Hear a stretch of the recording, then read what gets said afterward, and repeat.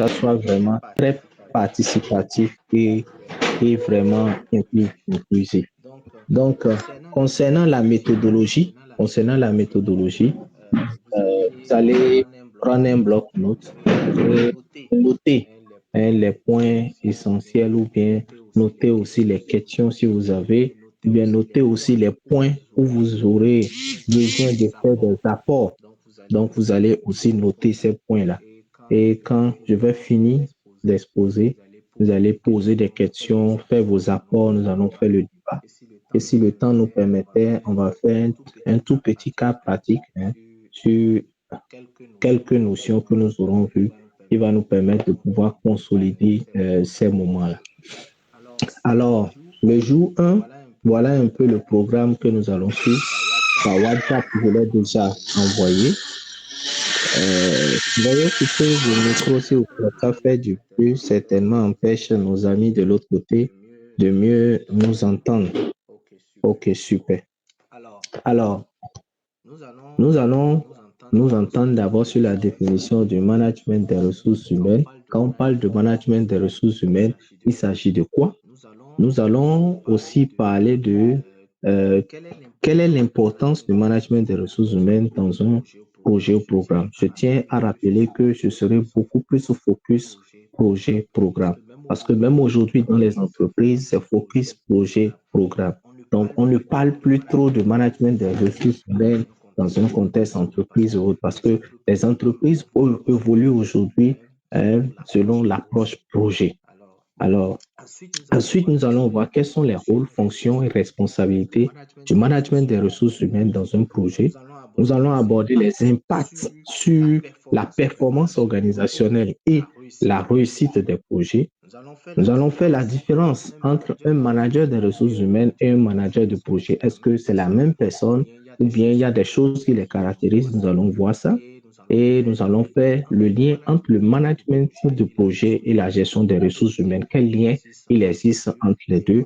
Et comme je le disais, si le temps nous permettait, nous allons faire une étude de cas pour nous permettre de pouvoir consolider tout ce que nous aurons appris pendant ces quelques heures. Alors, chers amis, voilà un peu le programme que nous aurons à parcourir en ces quelques heures. Je ne sais pas si peut-être il y a des gens qui voulaient se prononcer avant qu'on ne puisse démarrer. Y a-t-il des personnes qui veulent peut-être réagir avant qu'on ne puisse démarrer?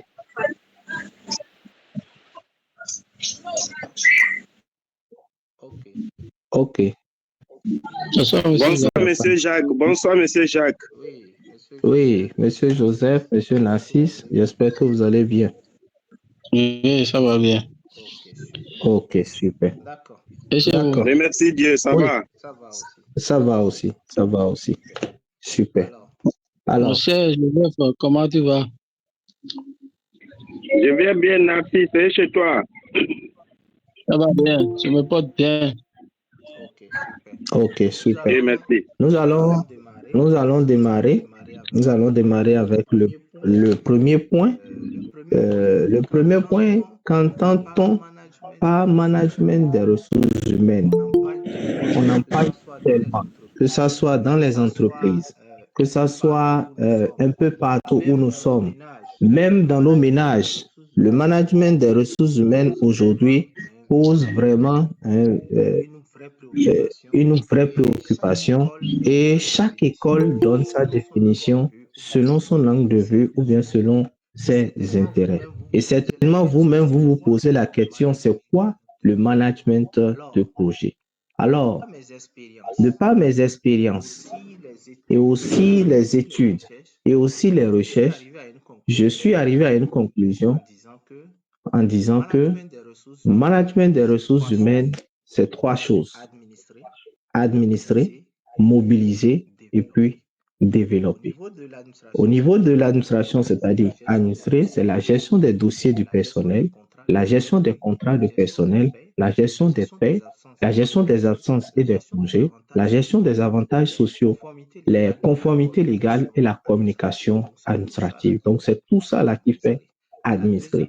La deuxième dimension, c'est mobiliser, c'est-à-dire motiver le personnel c'est-à-dire encourager les membres de l'équipe, développer les compétences et aussi créer un cadre de travail favorable et gérer aussi la performance. Et enfin, c'est développer, c'est-à-dire planifier la ressource humaine, recruter, sélectionner, formation et développement, gestion des performances, rémunération et avantages sociaux, la relation de travail, le bien-être santé au travail, la gestion du changement, la diversité et inclusion, la conformité légale et puis éthique. Donc, le management des ressources humaines, c'est la combinaison de ces trois éléments, administrer, mobiliser et développer. Ça veut dire que même si vous allez oublier, vous allez tout oublier, retenez juste ces trois mots. Gérer du personnel ou bien manager du personnel, c'est administrer ce personnel, mobiliser ce personnel autour des intérêts du projet et puis maintenant contribuer au développement de ce personnel. J'ai souvent l'habitude de dire, si vous êtes manager d'une équipe et qu'un membre de votre équipe passe toute une année sans être renforcé dans un domaine donné, vous êtes en danger. Ça veut dire que cette personne est en train de désapprendre, ça veut dire que cette personne ne sera plus productive. C'est très dangereux. Alors, que retenir? La gestion des ressources humaines regroupe l'ensemble des pratiques mises en œuvre pour administrer, mobiliser et développer les ressources du personnel afin de répondre aux besoins du projet, du programme. C'est-à-dire que la finalité, c'est de répondre aux besoins. Parce que des hommes vont travailler pour atteindre des objectifs. Les hommes vont travailler pour réaliser des activités. Donc, si ces personnes-là vont rentrer pour pouvoir travailler dans votre projet ou bien dans votre entreprise, si vous ne savez pas les administrer, si vous ne savez pas les mobiliser, si vous ne savez pas les renforcer, c'est-à-dire développer leurs connaissances, vous ne pourrez pas atteindre les objectifs du projet. C'est très important de le retenir. Alors, quelle est l'importance du management des ressources humaines dans un projet? D'abord, le management des ressources humaines de projet permet de s'assurer qu'un nombre suffisant de personnes, c'est-à-dire la quantité, possèdent les compétences. Donc, premièrement, c'est la quantité. Est-ce que si nous avons besoin de 10 personnes dans un projet, nous avons effectivement les 10 personnes dans le projet? Si nous avons 9, ça veut dire que le manager doit travailler à recruter le 10e afin que nous ayons les 10. Et la deuxième chose, c'est la qualité. Est-ce que les 10 personnes que nous avons respectent effectivement le profil recherché? Est-ce que les 10 personnes recherchent et respectent vraiment ou bien sont capables de pouvoir mener les activités pour pouvoir atteindre les résultats, atteindre les objectifs et par ricochet, atteindre l'objectif général du projet. Donc, c'est le premier niveau d'importance. Il faut la quantité et puis la qualité. Alors, qu'est-ce qui montre que le management des ressources humaines est très important dans ce projet? La deuxième chose, c'est que c'est le deuxième critère de réussite d'un projet. Vous savez que pour qu'un projet soit bien réalisé, bien que les objectifs soient atteints, ou bien que nous puissions vraiment atteindre la vision ou bien les objectifs qu'on s'est fixés, il va falloir que les objectifs soient clairs et bien définis. Si les objectifs ne sont pas clairs et bien définis, nous ne pourrons pas l'atteindre. On parle souvent des objectifs SMART, c'est-à-dire spécifiques, mesurables, atteignables, réalistes et temporellement définis. Donc, ça veut dire que si l'objectif n'est pas clair, n'est pas vraiment SMART, on ne peut pas atteindre cet objectif. Et le deuxième niveau, c'est la gestion efficace des ressources humaines. Nous avons 5 critères de réussite. Donc, pour ceux qui peut-être n'ont pas de connaissances en management des ressources humaines, on va y revenir dans une autre section. En février, nous aurons une nouvelle rentrée. Nous avons une rentrée qui est en cours et c'est dans ce cadre-là que nous faisons ce parcours de compétences. Ils sont même avec nous actuellement. Alors, le deuxième niveau qu'il faut garder, c'est la gestion efficace des ressources humaines. Ça veut dire quoi? Sur les 5 critères de réussite d'un projet, le management des ressources humaines est en deuxième position pour vous montrer en quoi il est vraiment pertinent de pouvoir bien gérer son personnel, de pouvoir manager comme il se doit son personnel. Si vous ne gérez pas bien votre personnel, vous pouvez avoir les meilleurs, vous pouvez avoir les plus intelligents, les plus expérimentés, les plus compétents, mais si vous n'avez pas cette compétence-là de gérer ce personnel, vous n'allez jamais atteindre les résultats. Ça veut dire que le critère 3 des 5 critères ne sera pas atteint. Troisième chose qui montre que le management des ressources humaines est important dans un projet, c'est que c'est la première source des conflits. C'est la première source des conflits dans un projet. Quand vous regardez dans un projet qu'il y a des conflits dans un projet, vous allez voir que la majeure partie, c'est la ressource, bien, ce sont les ressources humaines qui sont à la base. Donc, le fait de bien gérer la ressource humaine ou bien les ressources humaines, ça minimise au plus les conflits qui devraient naître dans le projet. Donc, c'est très important. Donc, voilà un peu ce que je peux souligner en termes d'importance. Alors, Steve Jobs, je vais partager avec vous cette pensée de Steve Jobs qui dit, cela ne fait aucun sens d'embaucher des gens intelligents puis de leur dire ce qu'ils doivent faire. Nous enrôlons des gens intelligents afin qu'ils nous disent ce que nous devons faire. Ça veut dire quoi? En tant que manager des ressources humaines, où vous êtes appelé à recruter du personnel, si vous recrutez un personnel et c'est à vous de dire à ce personnel ce qu'il doit faire, ça veut dire que ce personnel est inutile. Ça veut dire quoi? En matière de gestion des ressources humaines, tout est élaboré, tout est bien défini et tout est planifié dans le temps. Ça veut dire que celui que vous recrutez sait exactement ce qu'il faut faire ou bien vous l'avez déjà présenté l'ossature du projet. Nous allons parler ici de la planification opérationnelle. Ça veut dire qu'au cours de la mise en œuvre, ce n'est pas à vous d'être derrière lui pour lui dire va à gauche, va à droite, va devant, ainsi de suite. Et dans ce cas, c'est inutile de l'avoir recruté, il fallait le faire vous-même alors. Quand vous recrutez quelqu'un et que vous lui assignez des tâches et que vous lui avez fourni un cahier de charges donné, à lui maintenant de mettre en contribution son expérience, son intelligence, son savoir-faire, son savoir-être, tout ceci à contribution pour pouvoir atteindre les résultats que vous attendez de lui. Voilà pourquoi il faut vraiment recruter des personnes qui vous diront ce que vous devez faire au lieu que ce soit vous qui leur dites ce qu'ils doivent faire. Voilà ce que veut dire la pensée de Steve Jobs. Alors, nous allons aller au troisième point et partager quels sont les rôles, les fonctions, les responsabilités du management des ressources humaines dans un projet. Nous allons commencer par les responsabilités. La première responsabilité du management des ressources humaines, c'est de garantir la conformité légale de l'organisation de travail. C'est très important. Est-ce que là où nous travaillons, est-ce que là où les agents travaillent, les conditions dans lesquelles les agents sont en train de travailler, est-ce que c'est vraiment conforme au cadre légal de l'organisation du travail? Chaque pays, parmi nous, il y a beaucoup de pays, il y a des Congolais qui sont avec nous, des Maliens, des Burkinabés et autres. Moi, je suis béninois, bon, je ne maîtrise pas trop comment ça se passe dans les autres pays, mais je sais que au Bénin ici, il y a un cadre légal d'organisation du travail, donc il y a même des tests, des lois pour ça. Donc, ça veut dire que pour des projets ou bien pour des organisations qui sont au Bénin, le manager des ressources humaines a la responsabilité de pouvoir garantir cette conformité légale-là. Ça veut dire que si cette conformité n'est pas respectée, ça veut dire que là, nous ne sommes pas en train de faire de la gestion de ressources humaines. Certains vont parler de la dictature. Nous sommes en train de martyriser les employés. La deuxième responsabilité, c'est de veiller à la qualité de vie au travail. C'est très important. Il ne faut pas que les employés puissent travailler dans la crainte, dans la peur. Les employés puissent travailler dans de très mauvaises conditions. Peut-être ils n'ont pas ce qu'il faut. Peut-être qu'ils ont besoin d'un matériel. Ils n'ont pas ce matériel.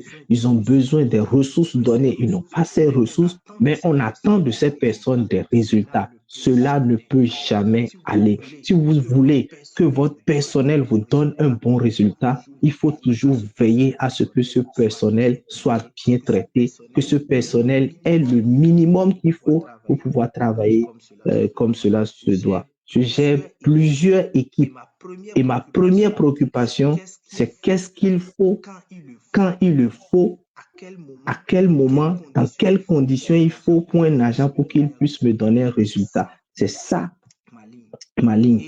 Et je veille à cela et je mets les conditions. Et quand je n'ai pas le résultat, là, ça va chauffer.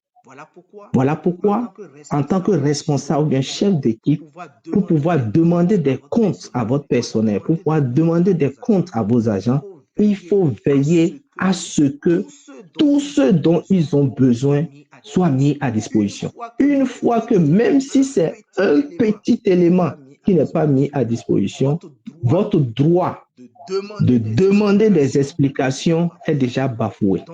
Donc, vous devez veiller à ce que tout le nécessaire qu'il faut pour l'agent, pour qu'il puisse mener à bien la mission, soit mis en place au bon moment et dans les meilleures conditions. C'est très important. Il ne suffit pas de mettre à disposition, mais que ça soit au bon moment et dans les meilleures conditions. C'est très important. La troisième responsabilité, enfin, c'est de optimiser les compétences et performances des collaborateurs. C'est très important. Il faut parfois laisser du temps à l'agent de pouvoir sortir son expérience, mais de pouvoir mettre à contribution son expérience. Il faut aussi renforcer ces agents, c'est très important. Si on constate que les agents ont des difficultés sur tel aspect, il faut rapidement renforcer. Si on n'a pas la compétence, c'est de solliciter la compétence auprès d'un collaborateur interne ou bien d'un collaborateur externe pour pouvoir venir renforcer ces agents parce que c'est très important. Je le disais à l'entame pour ceux qui n'étaient pas là, que si vous avez un agent, moi mes agents, je leur dis ça toujours, si vous passez un an sans suivre même une toute petite formation en lien avec votre cahier de charge, c'est que vous êtes en train de désapprendre. Et c'est un pas en arrière que vous faites et vous réduisez vos chances sur le chemin de l'emploi. Aujourd'hui, beaucoup pensent que parce que j'ai travaillé à plusieurs endroits, c'est déjà suffisant pour pouvoir augmenter mes chances sur le marché. Mais désolé, ce n'est plus ça aujourd'hui. Vous allez voir que même les recruteurs, au-delà de ce que vous mettez dans vos CV, des gens font des tests psychotechniques. Ça veut dire, tu viens à la phase d'entretien, on te met dans les conditions de travail pour voir comment tu vas pouvoir réagir. Je me rappelle, j'ai été sollicité pour un recrutement d'un chef projet. Mais attention, on a juste demandé un simple cadre logique sur les 5 qui ont été retenus. À peine, il y a une personne qui a pu essayer de nous faire quelque chose. Tout le reste, c'est de la littérature. Or, quand on parle de cadre logique, déjà, le schéma est clair. Tout le monde connaît le tableau et les différentes rubriques. Et l'analyse qu'il faut faire autour. Mais aucun d'entre eux, c'est de la littérature. Et c'est des gens qui prétendent avoir le master en gestion de projet. C'est ce que nous avons aujourd'hui sur le marché de l'emploi. Donc, pour dire qu'il ne suffit pas de travailler à plusieurs postes, il ne suffit pas de cumuler des diplômes, il ne suffit pas d'avoir de l'âge pour pouvoir dire non, on est compétent pour pouvoir aspirer à tel poste, à tel poste. Aujourd'hui, les connaissances s'actualisent. Le gestionnaire de projet d'hier, s'il ne s'actualise pas aujourd'hui, il est déjà dépassé. Le gestionnaire de projet d'aujourd'hui, s'il ne commence pas à évoluer par le temps, demain, il sera obsolète et ses expériences ne pourront plus être valorisées. Donc, c'est très important. Donc, voilà un peu les 3 responsabilités du management des ressources humaines. Ça veut dire que si vous êtes gestionnaire d'une équipe ou bien vous êtes à un poste de responsabilité où vous êtes appelé à gérer de la ressource humaine, vous devez savoir que vous avez ces 3 responsabilités-là. Garantir la conformité légale de l'organisation du travail, veiller à la qualité de vie au travail et enfin optimiser les compétences et performances de vos collaborateurs. Si vous pouvez remplir ces 3 responsabilités-là, vous aurez une équipe formidable. Le deuxième aspect, nous allons parler maintenant du rôle du management des ressources humaines. Premièrement, c'est de construire la stratégie des ressources humaines. Cela va vous permettre de pouvoir répondre aux besoins en personnel et en compétences de l'entreprise avec la mise en place d'une politique de ressources humaines. Ça, nous allons voir ça dans la version payante, comment mettre en place une politique de ressources humaines, comment mettre en place aussi des CPEC, comment mettre en place un certain nombre d'outils pour pouvoir vraiment garantir la gestion de votre personnel. Le deuxième rôle, c'est de développer le capital humain par le recrutement et l'évaluation des talents. C'est très important. En tant que responsable d'une équipe, vous devez suivre au pas vos agents et voir comment ils évoluent et voir qui sont ceux-là qui ont besoin de renforcement. Il y a un outil qu'on met à la disposition des agents. Ils répondent à un certain nombre de questions à travers cet outil et après vous vous retrouvez pour pouvoir faire une analyse, pour pouvoir voir quel est le renforcement qu'il faut et vous catégorisez maintenant les agents. C'est-à-dire, il y a certains, par exemple, qui peuvent se retrouver pour un renforcement des capacités, par exemple, en gestion des ressources humaines, d'autres qui vont se retrouver, par exemple, en gestion de projet, d'autres en comptabilité, ainsi de suite. Donc, ce deuxième rôle-là va vous permettre de pouvoir gérer ça. Le troisième rôle, c'est de administrer le personnel, c'est-à-dire gérer les congés, les absences, les payes, les dossiers du personnel et autres. Quatrième rôle, c'est de développer le savoir-faire et gérer l'évolution professionnelle des salariés. Et enfin, améliorer les conditions de travail afin de booster l'engagement des collaborateurs. Donc, voilà un peu ce qu'il faut retenir en termes de responsabilité et de rôle. Quand je fais ce cours, j'insiste beaucoup plus sur les responsabilités puisque je sais que les rôles, en réalité, découlent des trois responsabilités que nous avons citées. Nous allons voir maintenant les fonctions du management des ressources humaines. La première fonction, c'est l'amélioration des conditions de vie. Je l'ai déjà développé un peu plus loin. Les conditions de vie sont vraiment très importantes. Très importantes. Nous devons vraiment travailler à pouvoir créer les meilleures conditions à nos agents. Et je l'ai dit que les meilleures conditions doivent être créées surtout au bon moment, surtout au moment où l'agent a besoin vraiment de ces conditions et enfin dans les bonnes conditions. Les deux là, depuis je répète, n'oubliez pas, ça il va de pair. Il ne suffit pas de créer des conditions au bon moment. Non, il faut aller plus loin dans les meilleures conditions. C'est très intéressant. Et c'est mieux remarquable comme ça et ça a plus d'impact ici. La deuxième chose, c'est la gestion prévisionnelle des emplois et compétences. Ça, c'est un outil.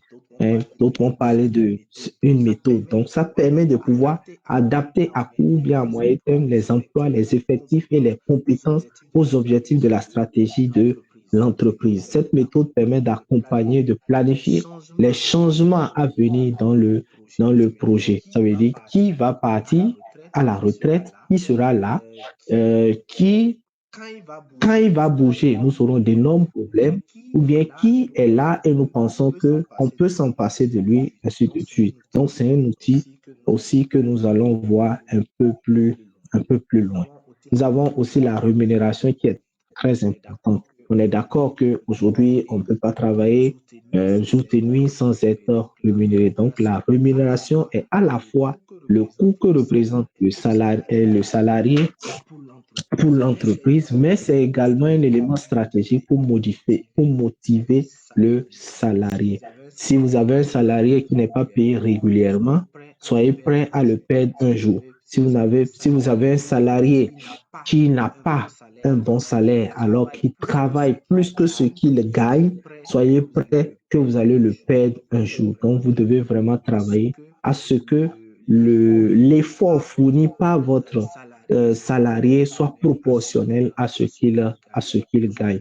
Aujourd'hui, dans tous les pays, il y a un travail qui est fait et il y a des grilles salariales en fonction de votre ancienneté ou bien en fonction du diplôme que vous avez aujourd'hui et ça permet de pouvoir se situer sur combien il faut payer pour telle prestation ou bien combien il faut payer pour tel travail. Ensuite, et enfin, maintenant, le recrutement qui est très important. Donc, c'est le management de ressources, au niveau du management de ressources humaines qu'il faut recruter le personnel. Ici, dans cette formation, on n'aura pas le temps de pouvoir voir comment conduire un processus de recrutement du début jusqu'à la fin, mais ceux qui vont continuer l'aventure avec nous, je crois, le jeudi prochain, on va y revenir et mettre à disposition aussi tous les outils nécessaires à cet effet. Alors, quels sont les impacts du management des ressources humaines sur la performance organisationnelle et la réussite des projets? C'est ça qu'il faut vraiment encore retenir parce que il ne suffit pas de faire quelque chose pour plaire, mais qu'est-ce que ça apporte au projet? Quel est l'impact que ça a? Et ici, c'est pour aborder deux dimensions. Premièrement, l'impact sur la performance organisationnelle et deuxièmement, sur la réussite des projets.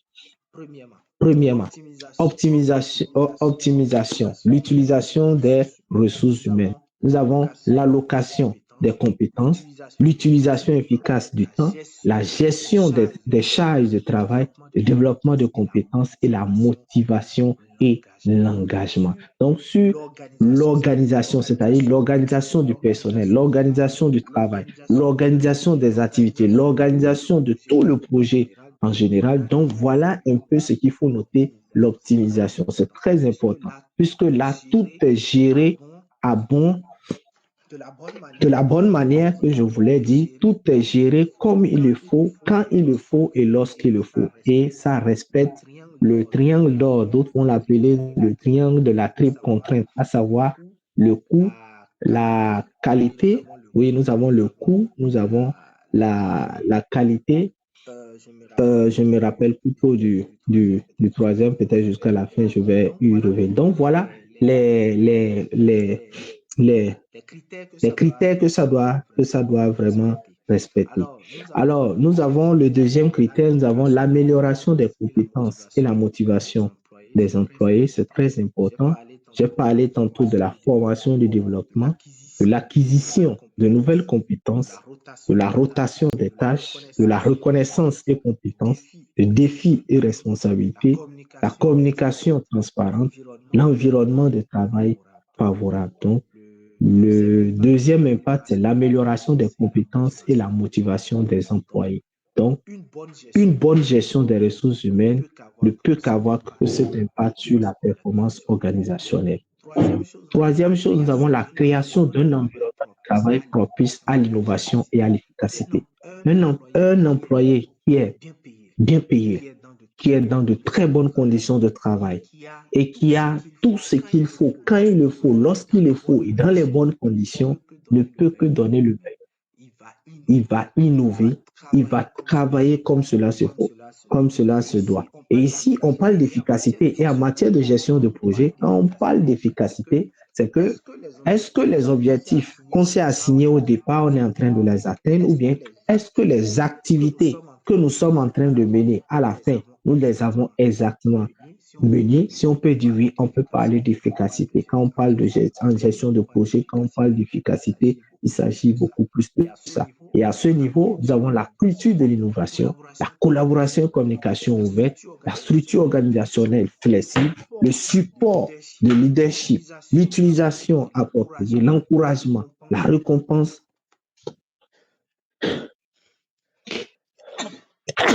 Excusez-moi, s'il vous plaît, je suis un peu enrhumé. Alors, nous avons ensuite l'atteinte des objectifs et les résultats attendus. C'est très important. Nous avons la définition claire des objectifs, la planification efficace, le leadership, la gestion agile et ajustement stratégique, la compétence et ressources adéquates, le suivi et évaluation régulier et enfin la communication efficace. Donc voilà un peu l'impact, si je me résume. Premièrement, l'optimisation de l'utilisation des ressources humaines, l'amélioration des compétences et la motivation des employés, la création d'un environnement de travail propice à l'innovation et à l'efficacité, et enfin l'atteinte des objectifs et résultats attendus. Donc voilà un peu les impacts. Alors, nous allons nous poser la question maintenant, quelle est la différence entre manager les ressources humaines et manager le projet. Donc, je vais aller sur des dimensions données. Nous irons sur le focus principal. Le management des ressources humaines se concentre sur la ressource humaine, point, au sein de l'organisation. Lui, son focus, c'est la ressource humaine. Alors que le management des projets, lui, il est beaucoup plus focalisé sur le cycle de projet, c'est à savoir la planification, l'exécution et la conclusion du projet, donc au sein de l'organisation. Donc, lui, il est beaucoup plus en global. En termes de responsabilité, les responsabilités, vous connaissez déjà, on les avait citées un peu plus haut. Mais au niveau du manager de projet, il essaie de définir les objectifs du projet, d'élaborer des plans, d'allouer des ressources, de superviser l'exécution, de gérer les risques, de contrôler les coûts et les délais et aussi de communiquer avec les parties prenantes et d'assurer la, la livraison des résultats. Donc voilà un peu ce qu'il faut retenir. Et ça me rappelle déjà le triangle d'or. Donc c'était la qualité que j'avais oublié, qualité, coût, délai. Voilà, c'est les trois qualités, coût, délai. En réalité, il y en a 6. C'est ce qu'on ne vous dit pas, il y en a 6. Et quand nous serons en suivi évaluation, je vais vous donner les 3 autres. Ici, en management de projet, on se limite à ces 3-là, c'est-à-dire la qualité, le coût et le délai. Et en suivi évaluation, il y en ajoute encore 3 autres. Alors, on continue toujours après le focus et la responsabilité en termes d'objectifs. En termes d'objectifs, l'objectif du management des ressources humaines, c'est de s'assurer que l'organisation dispose de bonnes personnes avec de bonnes compétences et les bonnes conditions de travail pour atteindre ces objectifs à long terme. Donc, vous voyez un peu, ça, c'est son objectif. Alors qu'au niveau du manager de projet, c'est de livrer le projet selon les spécificités définies, à savoir la qualité, le délai et maintenant le budget, et en atteignant les objectifs qui sont fixés. Nous avons les compétences requises du moins. Nous avons les connaissances approfondies des lois de travail, la capacité de gestion des relations interpersonnelles, la compétence en communication, la stratégie de recrutement et développement de talents. Au niveau de manager de projet, nous avons bien évidemment la gestion de projet, le leadership, la capacité d'organisation, la gestion du temps, la résolution de problèmes, la communication efficace et souvent une expertise technique ou sectorielle spécifique. Quel est le lien entre le management de projet et la gestion des ressources humaines? Voilà ce schéma que j'utilise souvent pour pouvoir expliquer très facilement les choses. Quand vous regardez ce schéma, vous verrez que le management de projet est au chapeau. Ce qui veut dire quoi? Quand on dit management de projet, c'est accompagnement de changement, c'est la conduite du projet, c'est la mobilisation du personnel. Ça veut dire que quand vous dites que vous êtes spécialiste en management de projet, c'est-à-dire vous êtes capable de pouvoir élaborer une théorie de changement, de conduire cette théorie de changement, d'ajuster aux besoins cette théorie de changement jusqu'à l'atteinte de la vision du changement. La deuxième chose, c'est que vous êtes capable de pouvoir élaborer un projet depuis l'arbre de problème jusqu'aux outils de ce projet. Vous êtes capable de pouvoir conduire ce projet-là, mettre tous les outils qu'il faut en matière de gestion des objectifs, de gestion de la qualité, gestion de la configuration, gestion de la documentation, à savoir les rapportages, les documents de capitalisation et tout, le développement des systèmes d'information, bien de systèmes de suivi et évaluation. Et enfin, vous êtes capable de pouvoir mobiliser du personnel, de gérer ce personnel, de maintenir ce personnel et conduire les efforts de ce personnel à l'atteinte des résultats ou bien à l'atteinte des objectifs du projet. Si vous êtes capable de faire tout ce que j'ai cité, vous pouvez vous dire que vous êtes spécialiste en management des ressources humaines. Sinon, vous abusez de ce titre. Beaucoup, la plupart des personnes sont souvent des conducteurs de projets. des conducteurs de projet. En réalité, quand vous dites que vous êtes gestionnaire de projet, vous êtes en dessous du conducteur de projet. Vous allez constater que dans le schéma, que le gestionnaire de projet est sous le conducteur de projet. C'est pour cela que vous allez voir que généralement, dans certaines configurations, on parle de chargé de programme et en dessous, vous allez voir des responsables de projet. Donc, le chargé de programme, on peut l'appeler le conducteur de projet en réalité, conducteur de tous les projets de la maison et spécifiquement, chaque sous-chef de projet, on va les appeler eux les gestionnaires de projet. Donc, c'est ce que ça veut dire. Et aujourd'hui, on parle de gestionnaires aussi de la qualité. Donc, ceux qui sont là, il y a aussi les gestionnaires de la configuration. Nous avons aussi les gestionnaires de la documentation et nous avons aussi les gestionnaires du système d'information ou bien de suivi et évaluation. Donc, vous connaissez très bien, on appelle souvent des suivis évaluateurs. Donc, voilà un peu le schéma qui explique un peu la différence entre le management de projet et la gestion des ressources humaines. Donc, vous pouvez déjà comprendre que la gestion des ressources humaines est inclue dans le management de projet. On dit qu'on fait du management de projet veut dire indirectement que nous avons de la compétence à gérer le personnel, à conduire le projet aussi, donc, et aussi à accompagner aussi le changement. Donc, voilà un peu ce que j'avais à partager et nous allons finir par le lien. Quel est le lien entre le management de projet et la gestion des ressources humaines? On l'a déjà dit, on a dit le management de projet, c'est l'élaboration et la conduite du changement. C'est le management des ressources humaines, c'est l'élaboration et la conduite de projet. Donc, ce qui veut dire que quand on prend le management des ressources humaines seul, si vous vous rappelez de la définition, on a dit premièrement, c'est l'administration des ressources humaines. Deuxièmement, c'est la mobilisation des ressources humaines. Et enfin, c'est le développement des ressources humaines. Donc, nous allons nous arrêter là.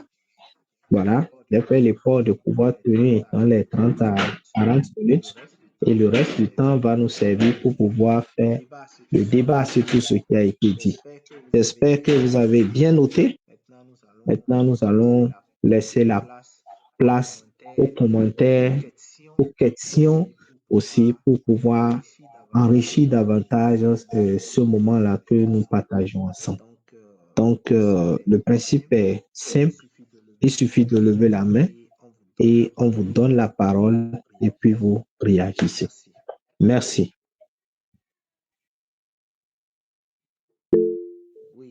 Oui, Monsieur Joseph. Ok. Merci infiniment, Monsieur Jacques, pour ce cours encore ce soir-là. Vous me recevez? Allô? Oui, on vous reçoit parfaitement. Oh, je disais merci encore pour ce cours-là, encore très intéressant. Oui. Je vous remets encore vraiment dans vraiment notre case de départ qui est le management de projet. Oui. Maintenant, la question que je voulais poser, oui.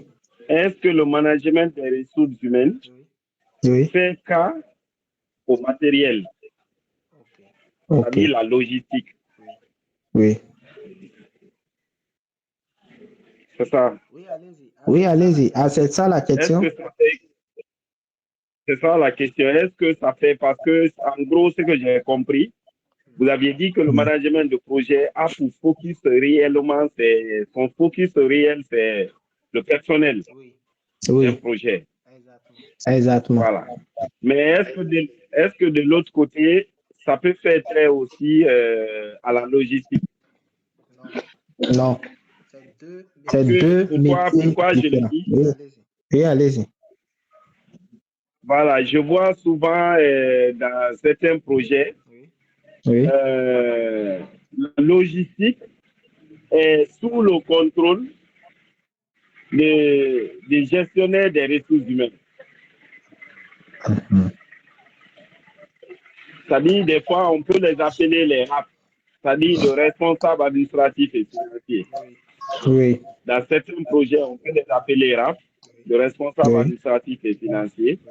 Voilà. Oui. Le projet dans lequel j'ai évolué, Hmm. la logistique était sous le contrôle de ce RAF-là.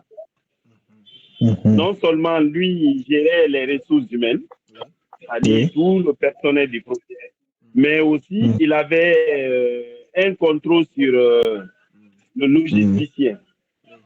Oui. Voilà. Est-ce que ces cas de figure-là, on ne peut pas dire donc que le management des ressources humaines, en plus du personnel du projet, Oui. est-ce que ça ne fait pas aussi cas à la logistique d'un projet? OK. Merci, Monsieur Joseph, pour la question. En fait, c'est très rare. C'est très rare de voir dans un projet un poste où on dit que c'est le gestionnaire des ressources humaines. C'est très rare. C'est très rare. J'en ai vu dans un seul projet depuis que je suis rentré dans ce monde-là.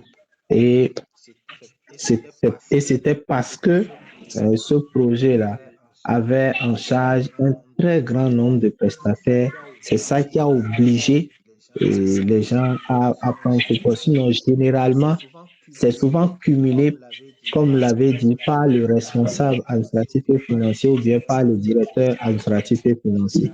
Généralement, c'est souvent cumulé par ces personnes-là. Parfois, le chef projet peut se retrouver aussi à cumuler ce poste-là. Donc, ça dépend vraiment du contexte. Mais parler de la logistique et parler de la gestion des ressources humaines, c'est deux mondes différents. C'est deux mondes différents. Donc, vous allez voir dans certains projets, on va vous parler de gestionnaire de la logistique. Il y a des projets qui en ont. Au Bénin, ici, pour ceux qui connaissent Enabel, Enabel, au niveau de Enabel, par exemple, quand vous allez, il y a un responsable, c'est même une dame qui est là, qui s'occupe que de la logistique. Donc, tout ce qui est logistique, c'est elle qui s'occupe de ça dans le projet. Donc, c'est elle qui s'occupe de ça. Il y en a. Mais prendre quelqu'un pour dire qu'il est le gestionnaire des ressources humaines, c'est très rare. Donc, c'est deux mondes différents. Maintenant, dans la pratique, comment ça se fait pour pouvoir inclure ceci?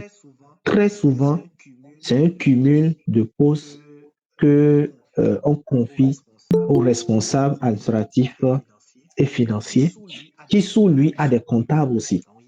Donc, il y a des comptables qui sont sous lui et ces comptables-là partagent aussi cette responsabilité avec le ou bien la RAF. Donc, ceux-ci se voient à un moment donné de pouvoir gérer tout ce qui est personnel, puisque là, vous savez, quand j'ai parlé tout à l'heure de gestion de paie, gestion de congés, gestion d'administration, gestion de mobilisation, donc tout ça là est géré par eux. Donc, vous allez voir aussi, j'ai dit tout à l'heure que c'est partagé. En termes des points qui regroupent le management de projet, qui vous souviennent, on a parlé de l'administration, on a parlé de la mobilisation, on a parlé du développement aussi. Généralement, le RAP s'occupe des deux premiers, c'est-à-dire l'administration et la mobilisation.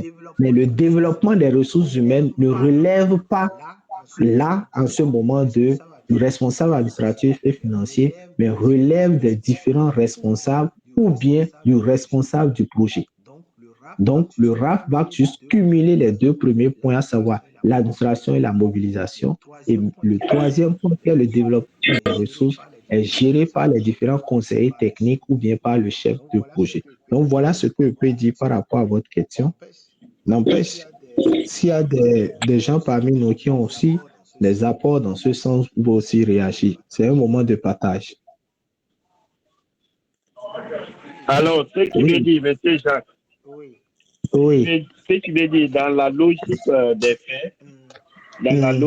faits, Oui. le responsable chargé de la logistique Oui. ne doit pas être sous le contrôle d'un RAF ou bien d'un responsable des ressources humaines. Normalement, en principe, c'est ça. C'est que C'est dans deux la postes, voilà, dans la logique, différents. en principe, quoi. Donc, normalement, alors, qui doit alors valider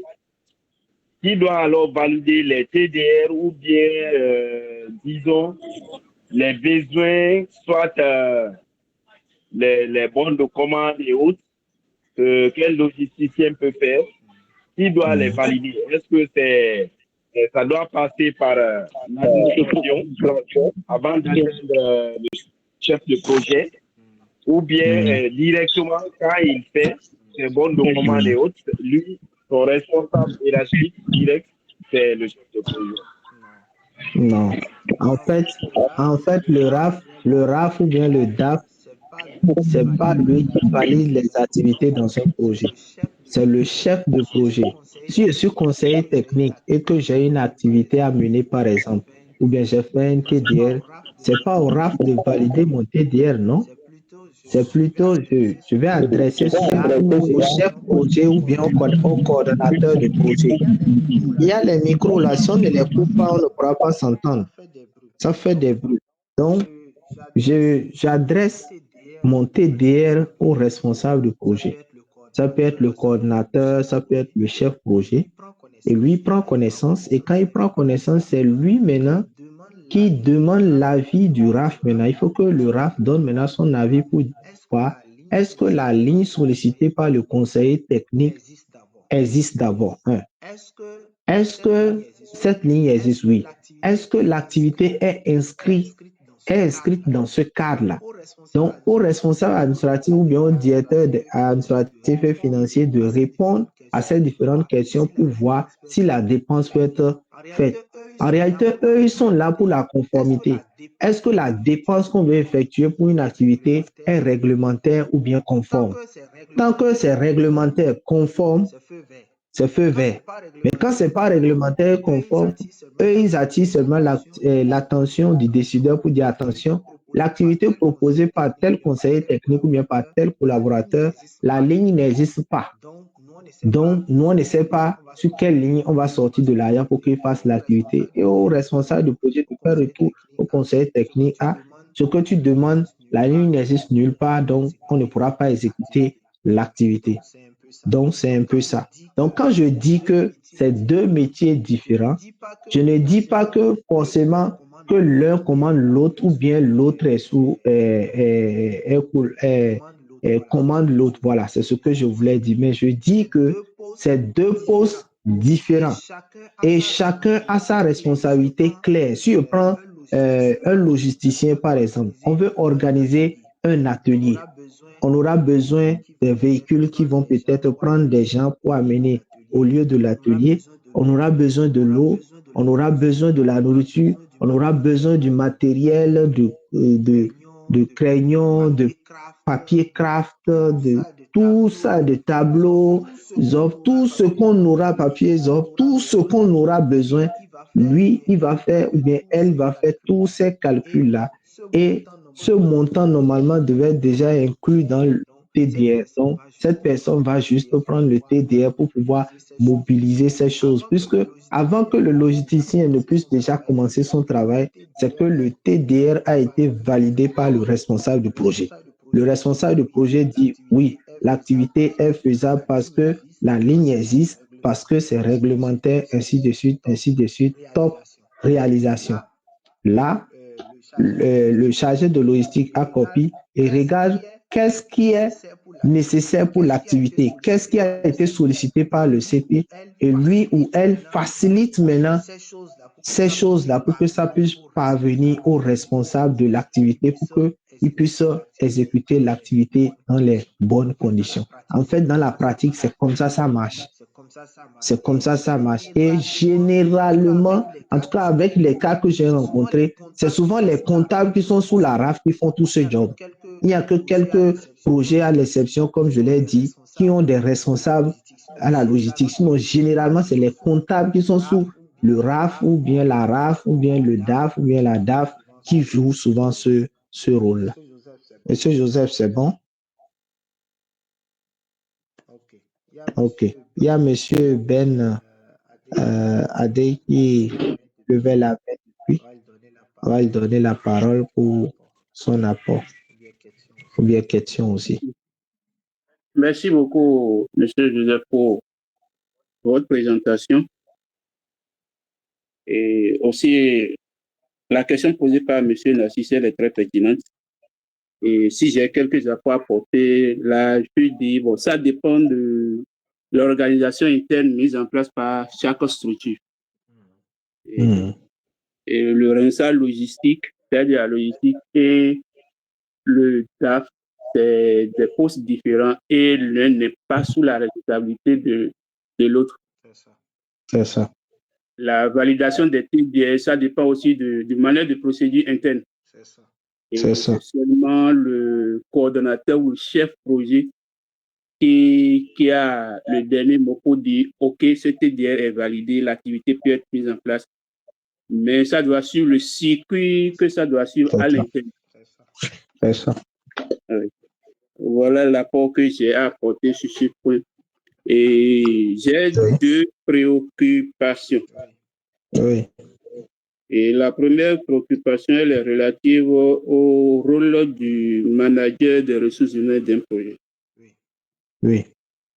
Et quand je prends le rôle de développer le capital humain Oui. et de développer le savoir-faire,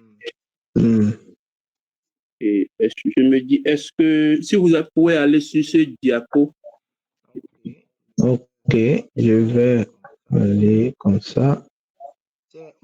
C'est au niveau des rôles, c'est ça? Oui, au niveau des rôles.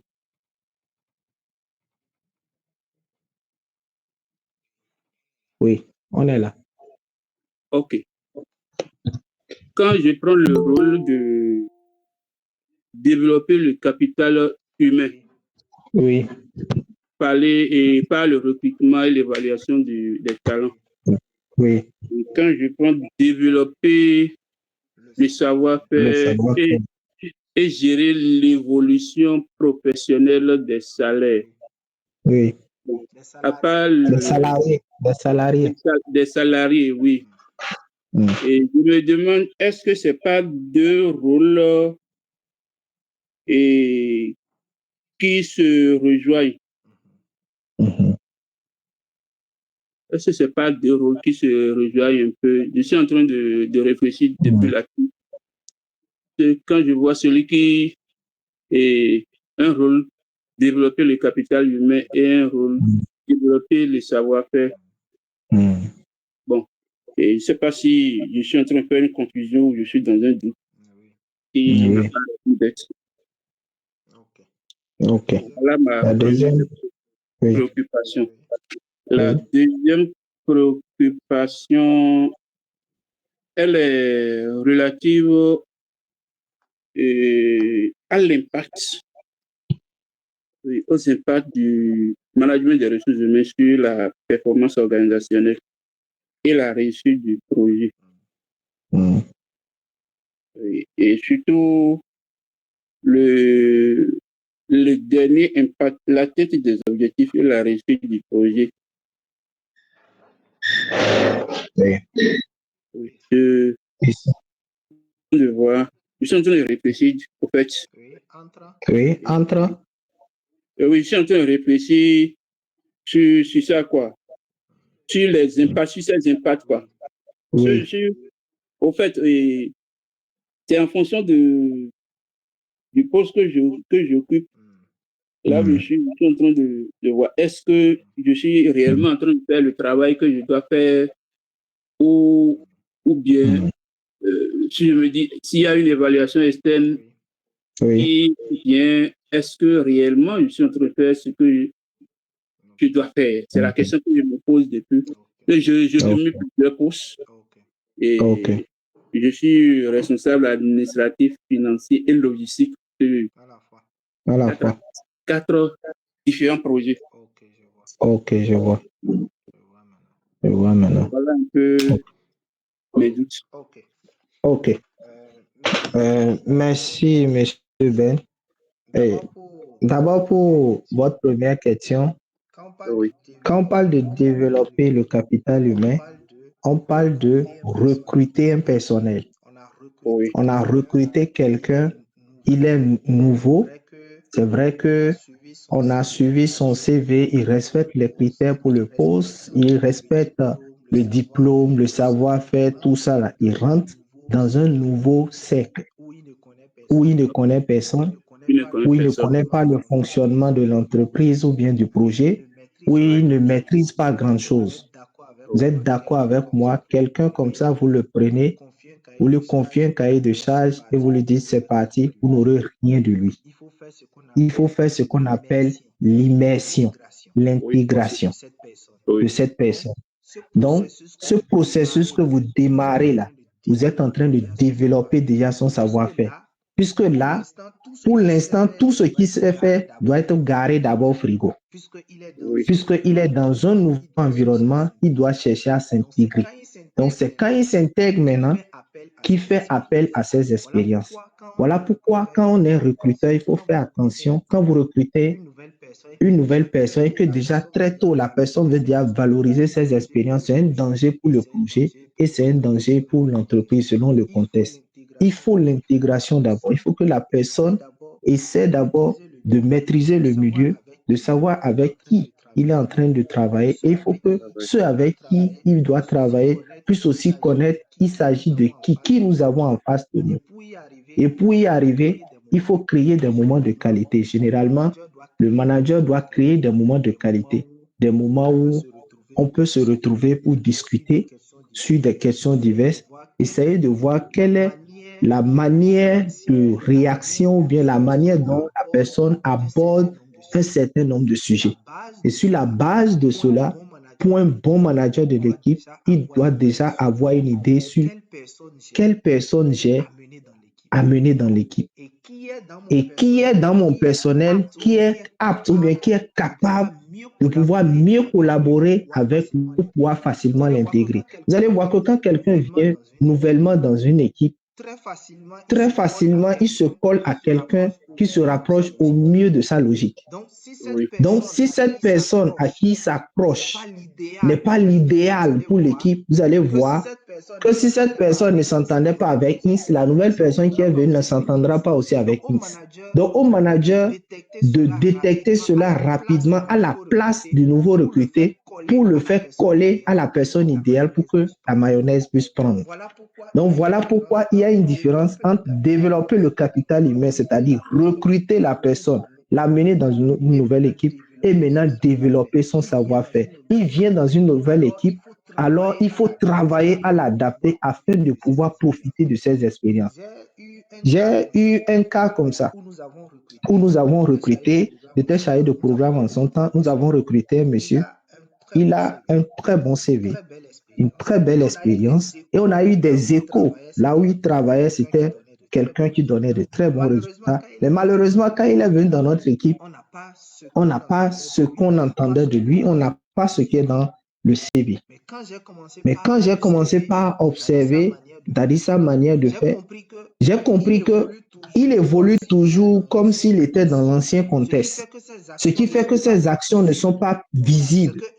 C'est qu'il n'était pas dans la peau où le contexte a changé. Ce n'était plus dans le même contexte. Donc, il a fallu que je travaille maintenant pour l'amener à comprendre que tu n'es plus dans l'ancien contexte, tu es dans un nouveau contexte où des choses ont changé. Ou peut-être ce qui est oui là-bas est non ici, ou bien ce qui est non là-bas est oui. Essaie de t'adapter. Et quand il a commencé par s'adapter, on a commencé maintenant par voir ses efforts, on a commencé maintenant par remarquer ses efforts. Donc, c'est comme ça. Donc, quand je parle de développement de capital humain, je fais référence au recrutement, amener quelqu'un dans l'équipe.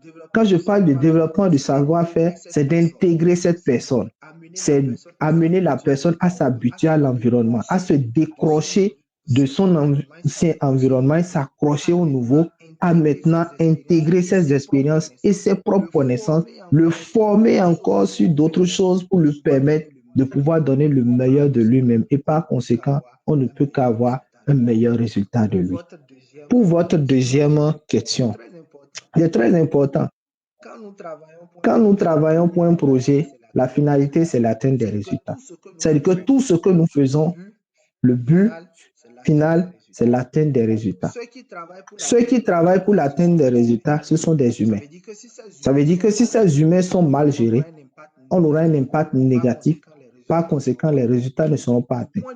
Du point de vue bonne gestion, du point de vue atteinte des résultats, si nous travaillons avec un focus comme cela et nous amenons les agents à mettre en œuvre leur expérience, leurs connaissances dans l'atteinte de ces objectifs, on ne pourra qu'avoir un impact positif. Voilà pourquoi je dis que l'impact, l'un des impacts du management des ressources humaines, c'est l'atteinte des résultats et c'est l'atteinte des objectifs. Et j'ai commencé d'abord par l'utilisation des ressources humaines. Donc, l'impact, c'est que puisque nous gérons bien le personnel, ça veut dire qu'on va mieux les utiliser. Parfois, on utilise mal la ressource humaine, c'est pour cela qu'on n'atteint pas les résultats. Donc, avec une bonne gestion du management des ressources humaines, ça veut dire que nous aurons à aller dans un contexte où nous utilisons au mieux nos ressources humaines. Nous gérons bien leur temps, nous gérons bien leurs compétences, on arrive à les motiver, ils sont suffisamment engagés. Ce qui va contribuer à quoi? À l'amélioration de leurs compétences, à leur motivation, ce qui va créer un environnement de travail propice à l'innovation, à l'efficacité. Chacun se sent à l'aise, chacun est épanoui, donc chacun ne peut que donner le meilleur.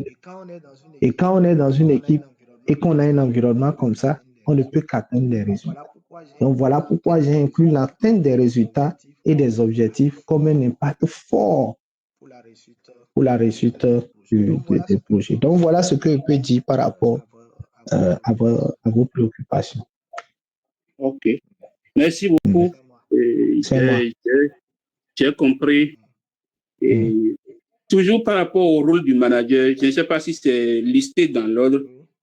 Oui. Et après le développement du capital humain et le développement du savoir-faire, je veux dire, est-ce que ce n'est pas après le développement du savoir-faire qu'il faut maintenant administrer le personnel, puisqu'il faut que l'intéressé fait l'immersion, tel que vous l'avez dit dans l'explication, il faut qu'il fasse l'immersion et on évalue ses talents avant de savoir dans quel service ou quelle division on peut l'affecter dans l'organisation, dans l'organigramme interne. Bon, il faut dire que je n'ai pas cité ça dans l'ordre. Ce n'est pas l'ordre que j'ai suivi. Mais si vous voulez qu'on classe dans l'ordre, c'est ce que vous avez dit. D'abord, il faut construire une stratégie de ressources humaines. La stratégie de ressources humaines nous permet de pouvoir savoir, d'abord, au démarrage du projet, nous avons besoin de combien de personnes, quand et comment. Puisque vous savez, quand on démarre un projet, même si on a besoin de 100 personnes, les 100 ne sont pas recrutés en même temps. Peut-être au début, c'est 30 et à un moment T, on va recruter 10, ainsi de suite jusqu'à la fin. Donc, tout ce travail-là, c'est ça qu'on appelle construire une stratégie. Donc, ça va nous permettre de pouvoir savoir les moments où nous aurons vraiment besoin du personnel, comment il faut le recruter, les profils et autres. Donc, quand le moment arrive, nous allons recruter. C'est ça qu'on va appeler développement du capital humain. Et quand nous allons recruter ces personnes-là, vous savez, quand je viens pour la première fois dans un projet ou bien dans une administration, je dois remplir un certain nombre de formalités, à savoir les signatures de contrats et autres. Et dans la signature de contrat, c'est dedans en même temps qu'on gère tout ce qui est paiement, tout ce qui est au don, on va forcément aller à administrer le personnel. Maintenant, quand on va au niveau de administrer le personnel, normalement, développer le savoir-faire et gérer l'évolution personnelle des salariés, ça vient en dernière position. Quand on finit au niveau de administrer, il faut aller forcément au niveau de l'amélioration des conditions de vie afin de booster l'engagement des collaborateurs. Donc, il faut voir est-ce que les conditions, puisque le gars, il a déjà signé le contrat, on a géré tout ce qui est dossier du personnel et autres. Il doit travailler. Est-ce qu'il a un bureau? Est-ce que le bureau est équipé? Est-ce qu'il a besoin d'un certain nombre de matériel pour pouvoir travailler? Est-ce que ce matériel est mis à disposition? Est-ce que toutes les conditions qui doivent être réunies pour qu'on ait le meilleur de la personne recrutée est mise à condition? Et si oui, c'est là maintenant on passe à la dernière étape qui est développer le savoir-faire et gérer l'évolution professionnelle du salarié qui se fait tout au long du contrat. Donc, si vous voulez un ordre, c'est l'ordre ça. D'accord. Merci beaucoup. Voilà. Merci. OK. Est-ce qu'il y a autre préoccupation, s'il vous plaît? Question, amendement, hein, on est là pour ça. Donc, si vous avez des questions, vous pouvez. Oui, monsieur Joseph. Je rappelle qu'à la fin, je vais vous laisser un cas pratique que vous allez faire, qu'on va corriger demain. Oui. Monsieur Joseph, je vous écoute. Oui, allez-y. Merci encore, monsieur Jacques. Oui. Et quand je lis bien les rôles et les responsabilités d'un RH, oui. Je me dis, est-ce que en termes de salaire, oui. est-ce qu'il est le décideur en termes d'augmentation ou bien parce que vous avez dit quelque part que parmi ses rôles et responsabilités, il doit vraiment faire cas à ce que le personnel soit bien payé. Parce que si un personnel n'est pas bien payé, il risque, vous risquez de le perdre un jour. C'est ça. Ce qui veut dire, moi, c'est ce que je veux comprendre. Est-ce que c'est à lui de décider en fonction de la rentabilité ou bien de la compétence d'un personnel ou bien d'un employé? Est-ce que c'est à lui de vous dire voilà, s'il était payé à ça en fonction de sa rentabilité et de ses compétences, et il est normal qu'il soit payé à ça. Est-ce que c'est au RH de décider de tout? Merci pour la question. En fait, la grille salariale est vraiment difficile à débattre dans les contextes projets. Vous allez voir pour les mêmes tâches, un projet peut payer 500 000 par exemple. Au même moment, il y a un autre projet qui paye 1 million. Donc, au niveau des projets, c'est vraiment très difficile. Mais au niveau des entreprises, au niveau de l'État, c'est très facile puisque là, il y a des grilles standards qui existent qu'on peut vraiment appliquer. Mais au niveau des projets, c'est vraiment très compliqué de pouvoir dire, voilà.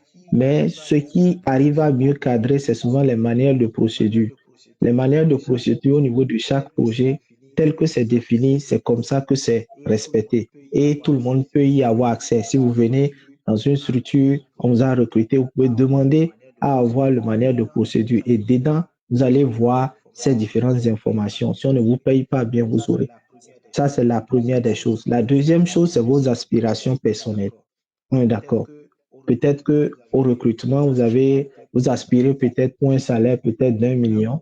Et voilà qu'on vous propose un salaire de 800 000.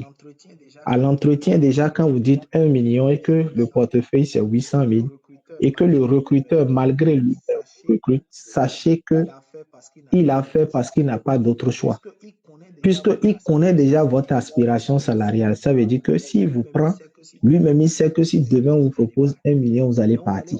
Donc, vous allez voir que s'il arrivait qu'un recruteur vous prend, malgré que vous avez fixé une masse salariale plus élevée que ce qui a été prévu, vous verrez que quand vos expériences que vous avez vendues sont confirmées, ils vont travailler à ce que vous ayez des avantages autour, bien que vous ayez le même salaire, le salaire que vous avez refusé au départ, ils vont créer une condition autour pour pouvoir compenser les 200 000 là, c'est-à-dire le gap, de telle sorte que si vous avez une autre proposition qui répond à ces 1 million, que vous puissiez hésiter.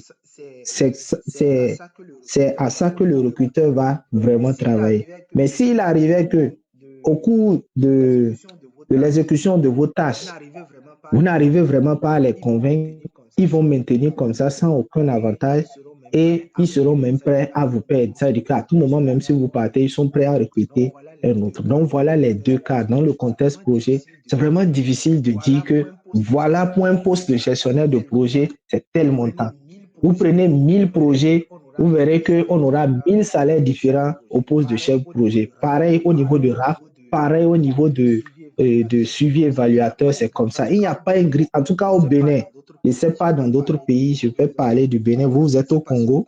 Je ne sais pas si au Congo, s'il y en a. Mais nous, au Bénin, ici, c'est que il n'y a pas une grille pour les projets, mais pour les services publics, entreprises et autres, il y a. Voilà, je ne sais pas à votre niveau s'il y en a. Je suis en Guinée. Je suis en Voilà, Guinée. Peut-être que je veux dire bientôt, Guinée. je vais rejoindre. Michel, j'oublie, Bientôt, c'est je vais Michel. rejoindre mon collègue Gaston Lomamba. Ah oui, oui, Gaston Lomamba, exactement. Je crois que Michel aussi est au Congo, hein? C'est Bien Michel sûr que qui est oui, il est au C'est Congo, il est Michel à qui est au l'est. Congo. Il est Ok, au super. Congo, à l'est de la RDC. Ça, Michel. Voilà. Donc, Monsieur Joseph, voilà ce que je peux dire sur par rapport à votre préoccupation. Si peut-être les autres aussi ont des ajouts, ils peuvent partager avec nous pour que nous tous nous puissions apprendre. Oui, Monsieur Gaston. Voilà ma petite question, Monsieur Jacques. Oui, attendez d'abord. Je voudrais savoir si Monsieur Joseph est satisfait avant qu'on ne puisse passer à une autre question. Très bien. Monsieur Joseph, c'est bon? Allô, Monsieur Joseph avec nous?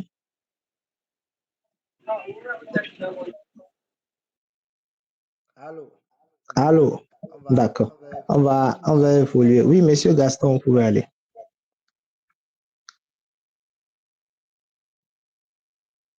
Monsieur Gaston. La première question que je pose est celle-ci. Oui.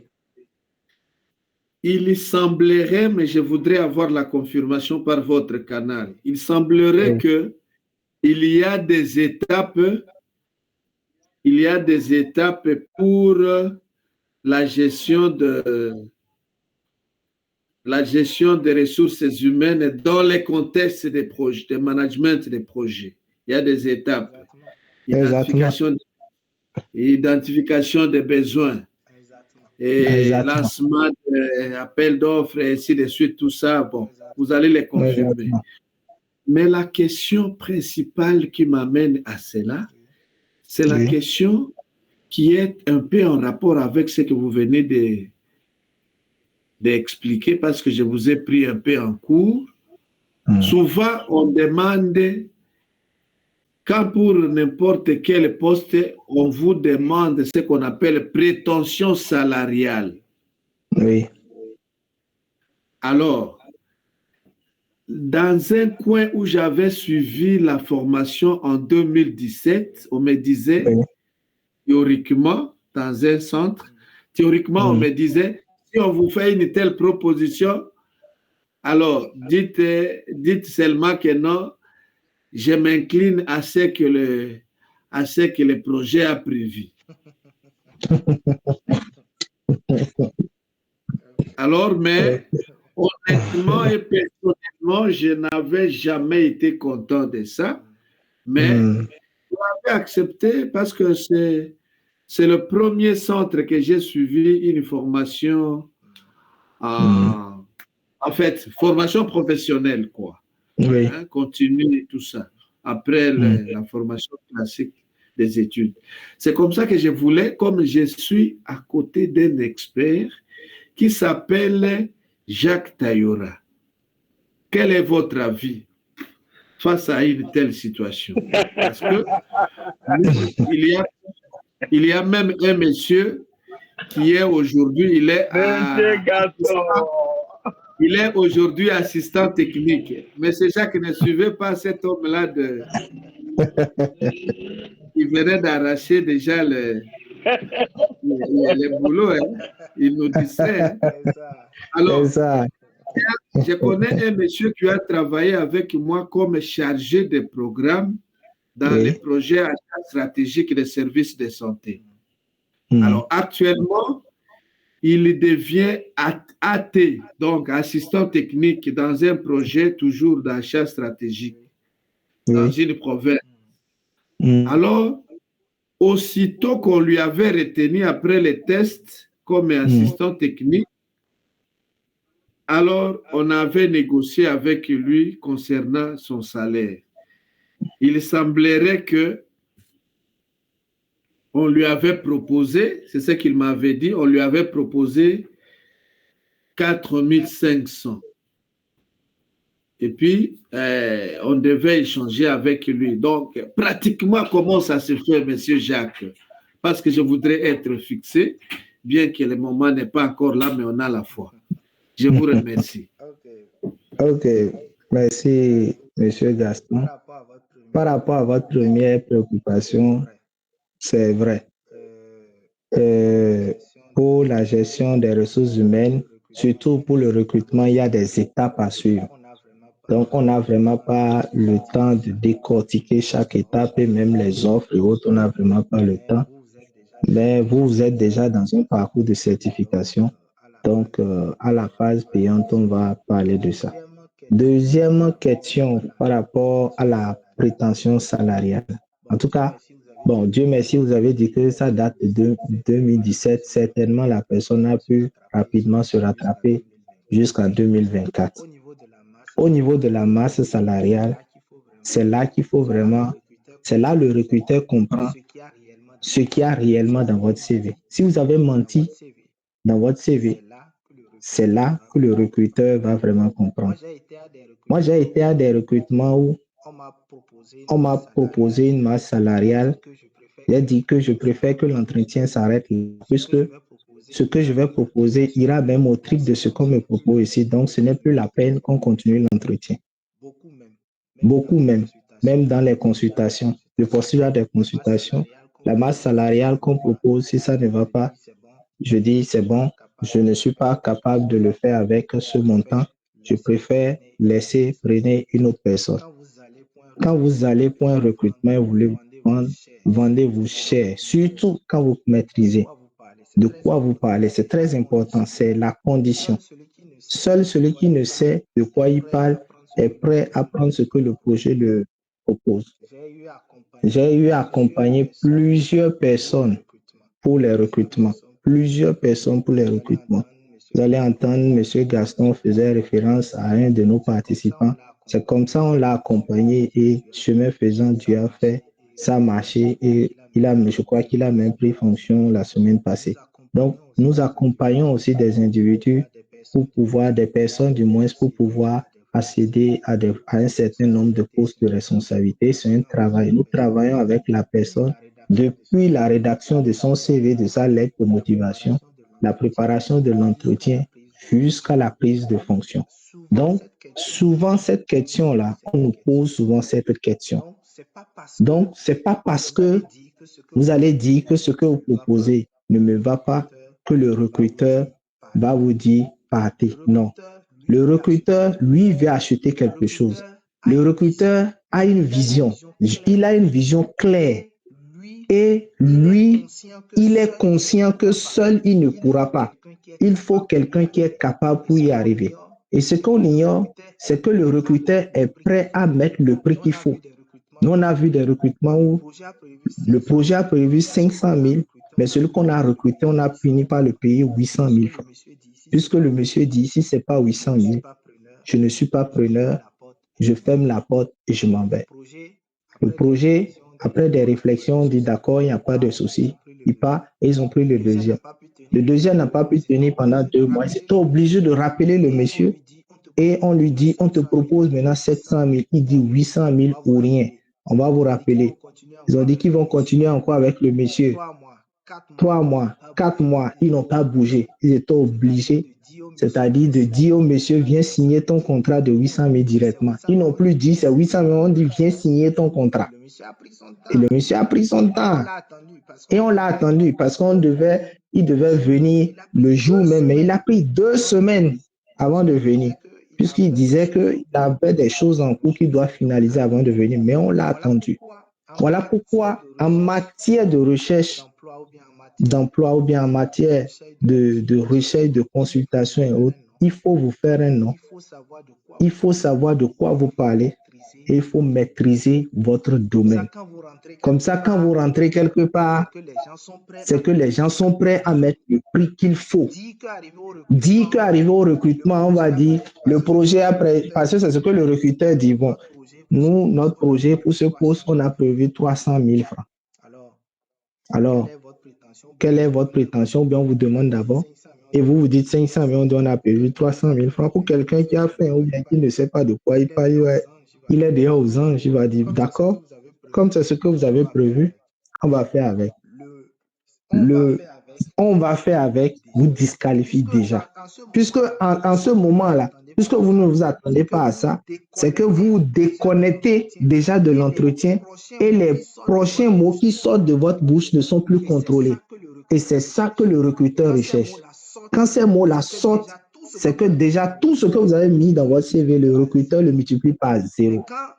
Mais quand il donne son coup et que vous avez encore la tête sur les épaules, le fixant droit dans les yeux et lui dit que ce qu'il propose ne répond pas à votre qualification. Vous méritez mieux que ça. Et s'il veut de vous, et s'il veut atteindre ces résultats, les activités qu'il veut mener, que vous maîtrisez, que c'est la seule chose que vous savez même d'ailleurs mieux faire, s'il veut les atteindre, qu'il mette le prix qu'il faut et vous êtes son homme. Le cas échéant, vous préférez passer à autre chose. Quand vous faites comme ça devant un recruteur, c'est-à-dire au lieu qu'il vous déstabilise, c'est vous qui le déstabilisez. Et il est confondu. Il ne sait plus. Est-ce que c'est ce que vous dites qui est vrai? Est-ce que ce qui est dans votre CV qui est vrai? Il est confondu. Et le contraire va se produire. Donc, étant confiant que vous allez l'aider à atteindre son résultat, c'est que c'est lui qui dit maintenant des choses qu'il ne contrôle plus. Il peut se retrouver, bon, je pense qu'on va quand même voir dans la mesure du possible ce qu'on peut faire, mais on va quand même commencer avec ce que vous avez dit. Mais c'est après, quand il s'assied, il se rend compte que, ben, en fait, c'est des bêtises qu'il a dit. Donc, voilà un peu comment ça se passe au niveau. Voilà pourquoi on dit l'entretien se prépare. Donc, rien ne doit passer de travers. Tout doit être taillé sur mesure. Et tout ce qu'ils disent, vous devez être vraiment prêt à pouvoir donner des réponses précises, pas bégayer devant lui et lui dire droit dans les yeux ce que vous pensez et vous vendre encore plus cher. Donc, voilà un peu, monsieur Joseph, ce que je peux dire. Si des amis ont aussi des compléments à ce sujet, nous voudrons aussi vous entendre pour partager aussi vos expériences avec nous. Oui, monsieur Ben avait levé la main. Après vous, monsieur Joseph va prendre la parole. Allô? Oui, monsieur Ben. Allô? Oui, on vous écoute. Okay. Mon ami Ben, on vous a déjà accordé la parole. Ok, merci bien. Et cette question de prétention salariale, depuis un certain temps, moi, j'ai dit c'est un piège. C'est ça. C'est un piège.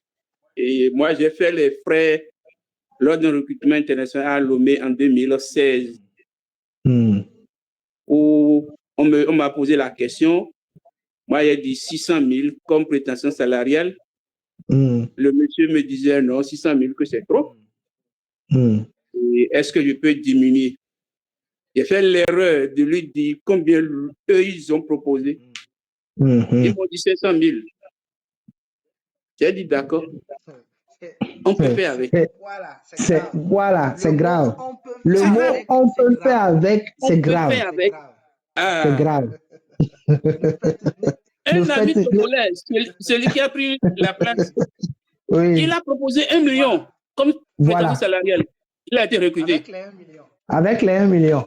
Avec les 1 million. Voilà. Donc, c'est une question piège. Et depuis lors, tout le personnel que là où je suis, je leur pose toujours cette question et beaucoup tombent dedans. C'est ça. Donc, on doit toujours éviter quand on va au recrutement, on nous pose cette question, il faut toujours se vendre très cher. C'est ça. Voilà ce que j'ai dit. Je prends la détermination de ne plus tomber dans ce piège prochainement. Okay. D'accord. Merci, monsieur Ben, pour ce partage d'expérience. Je vous en prie. Oui, monsieur Joseph. De l'éviter de justesse. Voilà. Merci à monsieur Jacques, merci à monsieur Ben pour ce partage d'expérience, comme vous venez de le dire. Mais moi, ce que je vois au niveau de cette question de prétention salariale, généralement, c'est pas pour ne rien, les gens ils tombent dans le piège. C'est la question de sous-emploi généralement qui se pose. Ça, c'est un premier aspect. Parce que vous n'êtes pas sans savoir que nous sommes en Afrique. Et au moment où toi, tu dis non, il y a quelqu'un d'autre de l'autre côté qui dit « Ah, moi, si c'est ça, je prends ». Donc, il y a cette question de sous-emploi qui est là. Mais aussi, de l'autre côté, c'est la maîtrise parfaite, peut-être.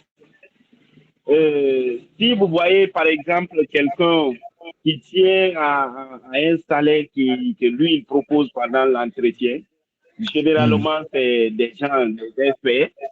C'est quelqu'un qui a son doctorat. C'est qu'il est vraiment confiant de son bagage. Mais pour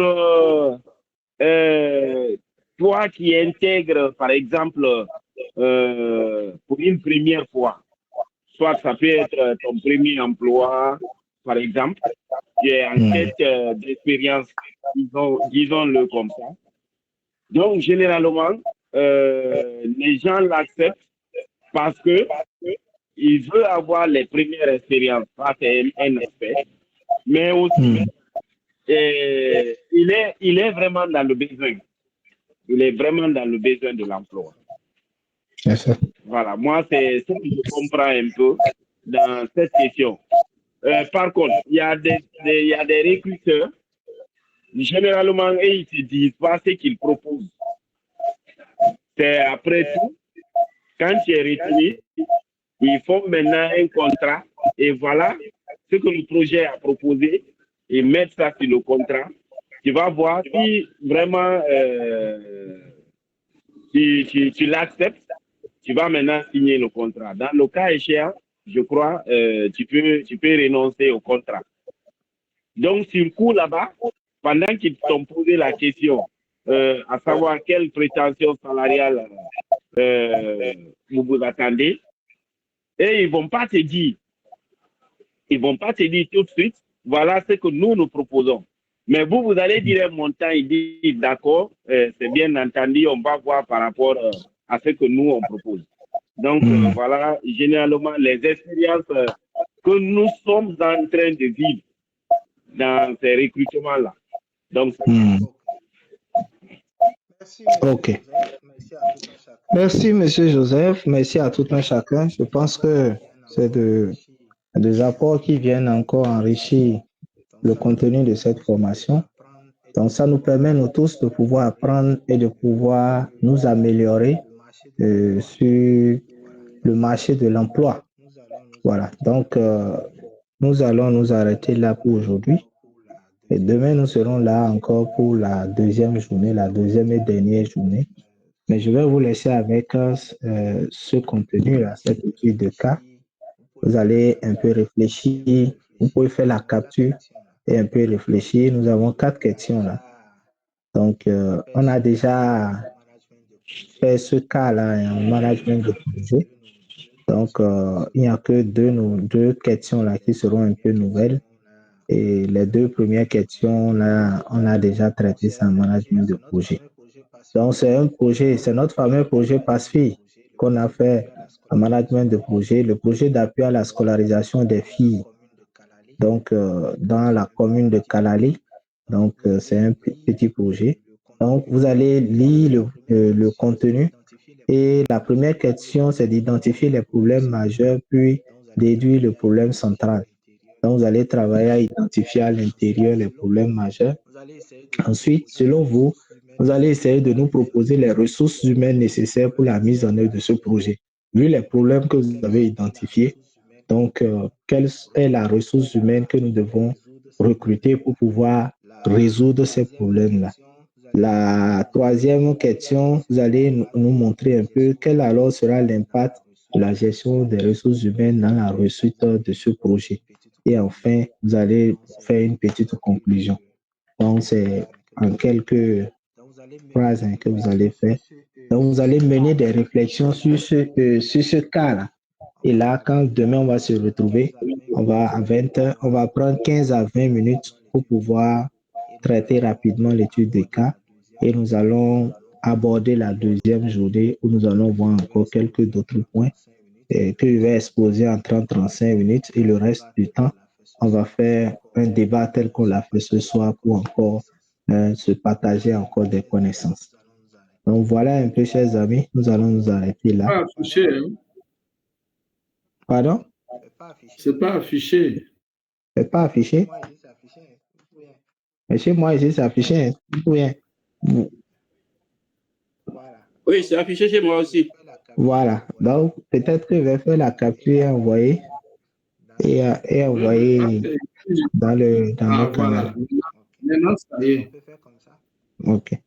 On peut faire comme ça? Oui. D'accord. OK. Merci à tout un chacun. Et on va se dire bonne soirée et on se dit à demain. Merci, pareillement.